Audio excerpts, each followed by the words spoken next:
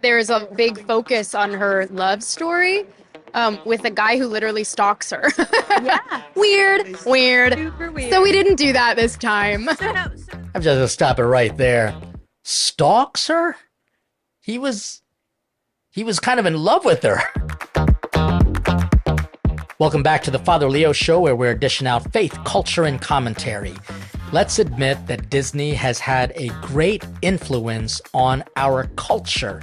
And yet, there has been a lot of commentary with the direction in which the Disney operations is going, whether it be from top-down executives trying to immerse all of Disney in very political hot topics, moral questions regarding the rewriting of a lot of their classic tales, or even some secretive, strange things that could be deemed conspiracy theory. Like, so for example, if you drink out of a Mickey cup, the shadow actually shows wicked. And then they show little clips of old time Disney images that are questionable and immoral. You see that as an adult, but as a kid, you just saw something cute and fun. And I remember, even as a kid, because I had sisters, they loved the whole princess imagery that Disney portrayed. But now it's being rewritten. And here is Rachel Zegler commenting, because she's now the new Snow White. What does she have to say about a classic that has formed generations of young girls who just wanted to be princesses? What does she have to say? I mean, the original cartoon came out in 1937, and very evidently so. There's a big focus on her love story with a guy who literally stalks her. Yeah, Weird, weird. super weird. So we didn't do that this time. I'm just gonna stop it right there. Stalks her? He was he was kind of in love with her. I mean, if you love someone, you kind of want to be close to them. Stalking is a different story altogether.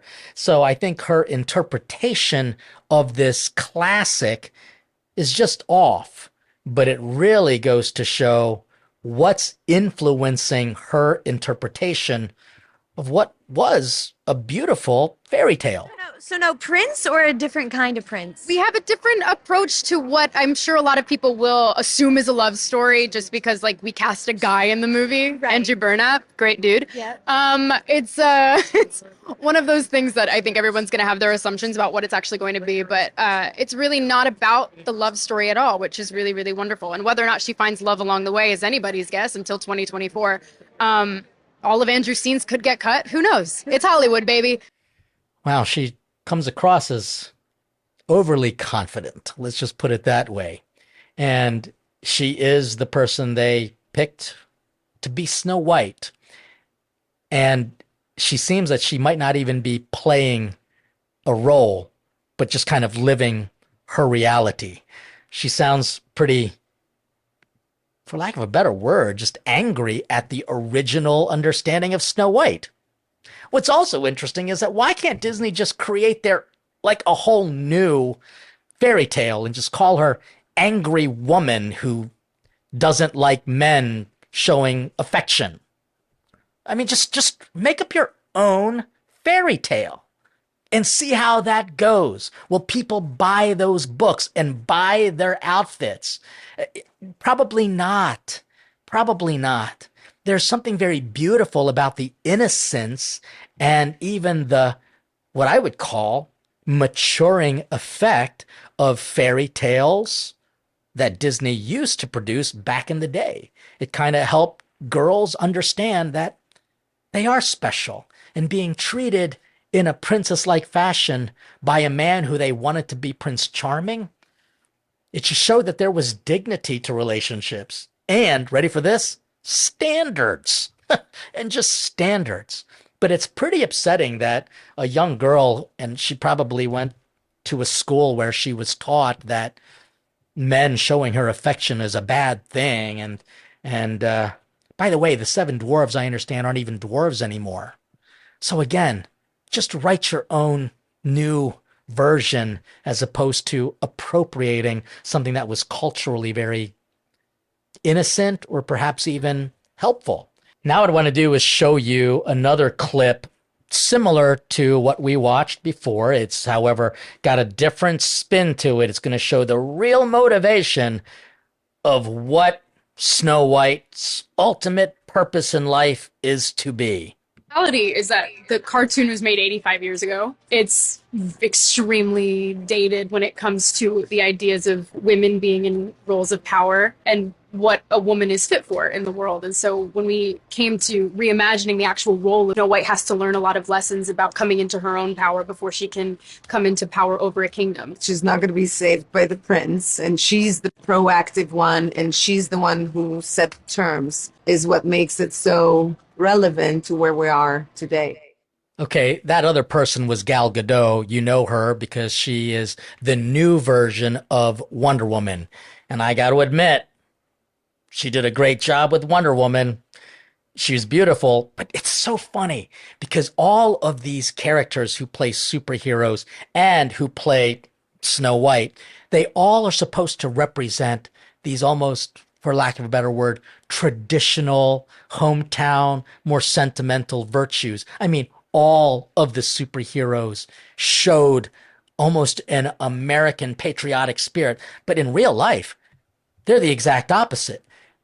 We show up to these movies to experience that good old quality goodness, not for what they stand for in real life. And what's interesting here to me is that they think that anything that was made 85 years ago is not good anymore.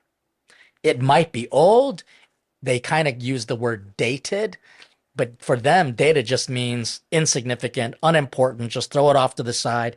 That for me is pretty challenging because the antiquity of a thing shows, if it can last a long time, shows its goodness. The perseverance of the antiquities shows its goodness. I wonder how long this movie is going to last. I wonder, as the world continues to go woke, it continues to go broke. And what is enduring is that which is good, beautiful, and true. You know, as I'm looking at this clip here, she's still dressed like Snow White. She's kind of got that Snow White character outfit. But if she was a true liberated woman, she'd be pierced, tatted, her jeans would be ripped, she would basically look, I don't know, not the way she looks now as the Snow White classically. So you're seeing this confusion and this really counterpoint. They're taking something classic and they're trying to turn it into an ideology. And I'm not a betting guy. But I'm pretty sure this isn't going to be good for Disney. Nor is it going to be good for anyone who loves Snow White or the Seven Dwarves or courtship or romance. It's not going to be probably good for even her career. But we shall see. We shall see in time. And more importantly, we're going to see if this endures the test of time. Let me know what you think. What was your favorite Disney character or Disney book? Let me know where you think I might be on the right track or on the wrong track when it comes to the newest version of Snow White by leaving your comments, making sure you subscribe, encourage family and friends who are also talking about these topics. This might be helpful to them, as well as support us on Patreon so that we can continue to create content that will be challenging at times, but hopefully relevant as we dish out faith, culture, and commentary. Stay hungry for God.